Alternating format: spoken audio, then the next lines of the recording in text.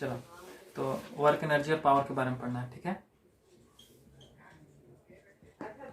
ये work energy और power तुम लोग 9th क्लास में भी पढ़ा है, तो 9th से स्टार्ट करते हैं बेसिक से, और अभी जो 11th में पढ़ना है उसमें आ जाते हैं। वर्क, हम लोग बचपन में सब कोई अपने अपने खिलौना से खेले हैं। ये हो गया वो खिलौना जो हम लोग परचेज करते थे और उसको एक रस्सी से बांध करके खींचा करते थे, याद होगा ही सबको। तो ये जो खिलौना था वो हम लोग इसमें एक धागा से या एक रस्सी बांध करके इसको खींचना चालू कर देते थे। तो ये जो गाड़ी था हम लोग का खिलौना वो यहाँ आ गया। तो ये पॉइंट ए से पॉइंट बी आया, मतलब ये क्या हो गया हम लोग के लिए, डिस्प्लेसमेंट, ठीक है। और हम लोग यहाँ क्या लगा रहे थे, फोर्स। ये हम लोग 9th में पढ़े। 11th में अब इसको पढ़ते हैं कुछ इस तरह से, वेक्टर के टर्म में। मान लेते हैं ये F फोर्स एक्सर्ट हो रहा था और ये क्या हो गया, डिस्प्लेसमेंट। तो ये जो हम लोग यहाँ पर इस रस्सी को बांधे हुए थे इस ऑब्जेक्ट के साथ, वो कुछ एंगल बना रहा होगा सरफेस के साथ। एंगल कितना हो गया, थीटा। अगर हमको बेस निकालना पड़े तो हम कौन सा ट्रिग्नोमेट्रिक फंक्शन यूज करेंगे, कॉस थीटा का, क्योंकि कॉस थीटा क्या होता है, बेस बाय हाइपोटेन्यूज। तो बेस क्या दिया हुआ, एस। चलो बेस मान लो निकालना है, तो हाइपोटेन्यूज क्या दिया हुआ, एफ। तो बेस इक्वल्स लिख सकते हैं एफ कॉस थीटा, मतलब एफ कॉस थीटा का भी जो कंपोनेंट है वो इसी डायरेक्शन में है। कोई दिक्कत नहीं। वर्क का फॉर्मूला क्या होता है, वर्क का फॉर्मूला होता है फोर्स इंटू डिस्प्लेसमेंट।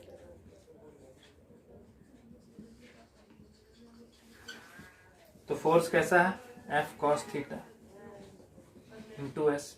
इसको ऐसा लिखने से ठीक नहीं लग रहा, तो इसको क्या करेंगे, अरेंज करके लिखेंगे। एफ के साथ एस को लिखेंगे एफ एस कॉस थीटा। ये वर्क का क्या हो गया फॉर्मूला।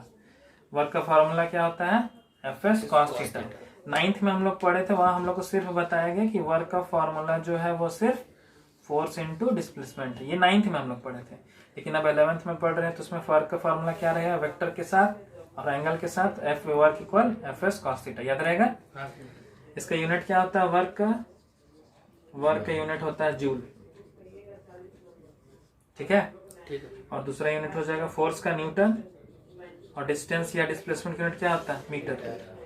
तो वर्क का यूनिट याद रखेंगे जूल या फिर न्यूटन मीटर। इसका डायमेंशन क्या हो जाएगा, तो न्यूटन का डायमेंशन, न्यूटन क्या है, बेसिकली एक फोर्स है। तो फोर्स का डायमेंशन हम लोग अपने प्रीवियस क्लास में बनाए थे, ml(t-2) हो गया फोर्स का, और डिस्टेंस का क्या हो जाएगा, l। ओवरऑल इसका डिस्प्लेसमेंट हम लोग अगर l है और इसका डायमेंशन निकालना चाहे तो कितना हो जाएगा, m l² t-2। ये हम लोग का क्या था, SI यूनिट था। SI यूनिट अगर वर्क का कोई पूछता है तो जूल, न्यूटन मीटर। अगर हम लोग को CGS यूनिट पूछा जाए तो CGS यूनिट पूछा जाएगा तो जूल के जगह क्या लिखेंगे, अर्ज, और न्यूटन मीटर के जगह लिखेंगे डायन सेंटीमीटर। कोई दिक्कत नहीं। अभी हम लोग पढ़ रहे थे कि वर्क का जो SI यूनिट था वो था जूल या फिर न्यूटन मीटर, और CGS यूनिट हम लोग पढ़े कि वर्क का जो होता है वो क्या होता है, जूल।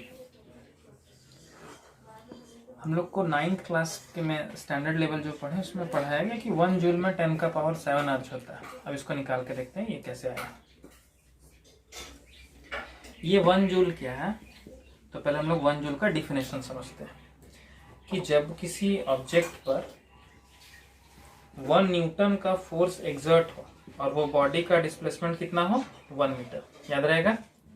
1 जूल को कैसे डिफाइन करेंगे कि जब किसी ऑब्जेक्ट पर 1 न्यूटन का फोर्स एक्सर्ट हो और उसका डिस्प्लेसमेंट कितना होना चाहिए, 1 मीटर।